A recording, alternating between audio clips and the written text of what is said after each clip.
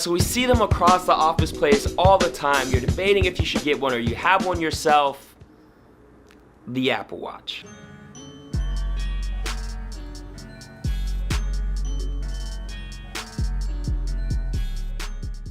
Now we all know that the Apple Watch is a very, it's nice, right? It's nice, and everybody debates if they should have one or if they shouldn't. In this video, I really wanted to focus on the fitness aspect of it. A lot of people ask, well, is the Apple Watch a really good fitness health tracker compared to Fitbit or to Garmin? And to be honest, I have quite a history with it. I actually had the first Apple Watch when it first came out. I loved it. I was like, hey, this is gonna be my first intern purchase, and I bought it and I was like, man, I got it. Of course, when they first came out, there's no functionality. So 4 months later, I traded it in, got a Garmin Vivo Fit, broke that and got a Fitbit. So I've definitely had my journey around the different fitness trackers. So in this video, I kind of want to go over what I like, what I don't like about it, and kind of how I use it for fitness now. So let's go ahead and get to it. So one of the main things I love about the Apple Watch, and this applies to anybody. You don't have to even be a fit nerd to be this guy, like a fitness junkie. Really, I love the activity rings. There's 3 rings, a red, a green, and a blue. And really, it helps you really just track your activity over time, and it really convinces you to be a little bit more active. So the first ring is actually gotta be the move ring. That's the red ring around it. And how that move ring works is it actually calculates the amount of calories burned.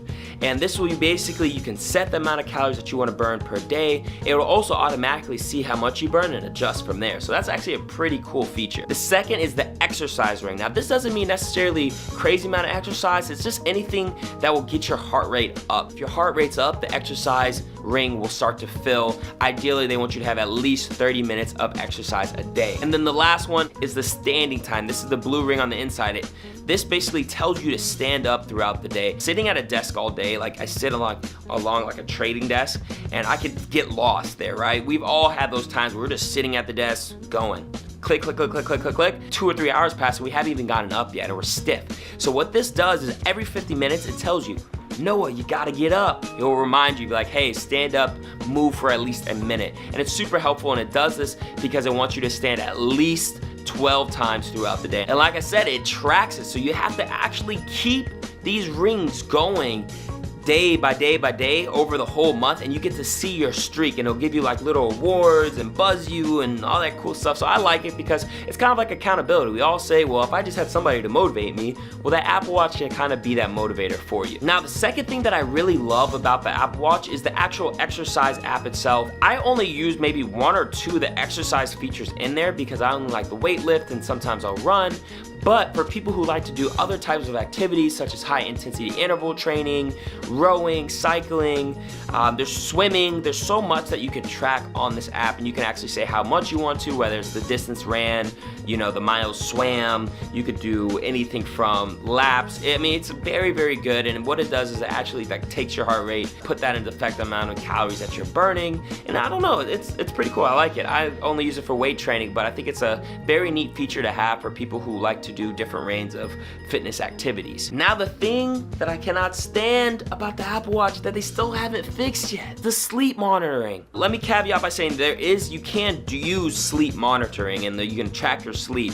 However, you just have to kind of do a hack, kind of hack the system. I downloaded an app called Auto Sleep. It was $3 on the Apple Store, and what it does is it tracks all my different levels of sleep: REM, my deep, my light sleep, when I'm up, how consistent I've been over time. It's super huge because of the fact that I like to see how my energy is based off if I'm sleeping. If I'm productive one day, I'll look at my sleep and be like, okay, cool. And if I'm not, I'll look at my sleep and see if there's a correlation. So it's a really cool technique to do, and that's why I think sleep tracking is very important. But again, you have to kind of use a hack. The Apple Watch really only lasts for about, I think now the battery's around 2 days for me. What I do is at the end of the night when I come home from work, I'll actually take my Apple Watch, plop it on the charger, go for maybe 2 or 3 hours. Right before I go to bed, I put it on, start the app, and then I'll go to sleep, and then the next morning I'll wake up and have the track in there, and my battery would have only lost maybe 3 to 5%. So that's kind of a little bit of a hack if you want to have full sleep tracking, and then you can just get up and go. You don't have to just charge your Apple Watch in the morning before you leave. That's also an option too, but that's kind of my only qualm with that. Other than that, the things I love about it, if you are a big Nike Run Club fan, they have a really great app with the actual Apple Watch Sport, the Nike band. That's the one I have. It's actually really cool. I don't use it. I don't run that much. I like to just play basketball and like lift a lot. But different strokes for different folks. If you like the whole aspect of running the Nike Run Club, this is definitely going to be something that you're going to love and enjoy. And then the last thing I really love, I kind of hinted on this earlier, is the heart rate. A lot of people say, was it accurate, is it not? For me, it's pretty accurate. And I think what they've done, at least with the Apple Watch 3 version, is that they've made this thing super accurate. And what it tracks your resting heart rate. So, you know, when you're just kind of normal, it also tracks when your heart rate is going up. And it's crazy. It will even alert you. Now, granted, I need to check on this, but it will alert you when your heart rate goes above 120 beats per minute when you're just in a normal state. It will alert you because they're saying there's a irregular heart rhythm. I'm not gonna lie, over the past couple of nights, I've looked at my phone the next morning and I'll get like 3 or 4 notifications that my heart rate went up to like 120 beats per minute. And I was like, I have a nightmare or a bad dream. Should I be concerned? So I might have to like look back into that, but I think that's a really good feature for those who are trying to look at their different heart patterns. It's really cool. I really like the Apple Watch. My recommendation, if your question now is like, well, Noah, should I get one? This is what I say. If they're still available, get the Apple Watch 2 because of the fact that the Apple Watch 3 only has a couple more features that are above it. Do not get the cellular version. I have it. I barely use it. Just get the regular GPS version, or really just, I think it's GPS only, I think. Just get the GPS only. No need to get the cellular. You'll never use your phone, your watch and your phone separately. You'll always have them together anyway, maybe unless you want to know. Just, if you can find the Apple Watch 2, get the Apple Watch 2.